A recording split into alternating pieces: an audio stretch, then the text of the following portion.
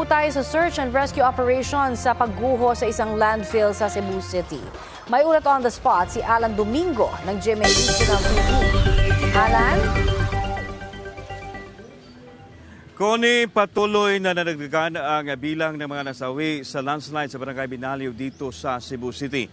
Panawagan naman ng mga kaanak sa mga natabunang trabahante na sana mapadali ang rescue operation. 2 bangkay ang na-retrieve ngayong araw ayon sa Cebu City DRRMO.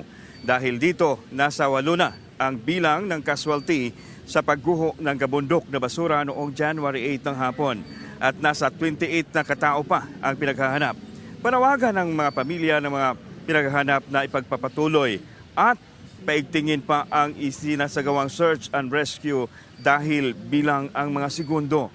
Sa kaso ng 25 anyos na nakuha sa gumuhong istruktura, ayon sa kanyang ama, buhay pa yung anak niya ilang oras matapos mangyari ang landslide.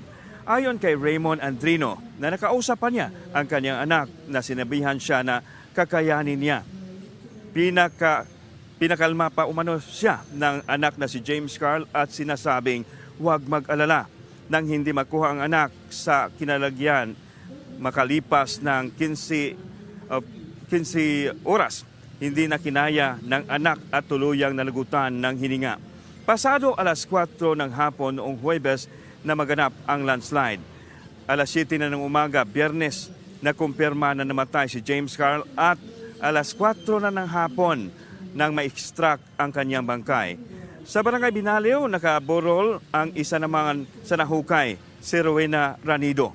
Hinihintay pa ng pamilya ang kapatid ni Rowena na hindi pa nahukay mula nang gumuho ang istruktura.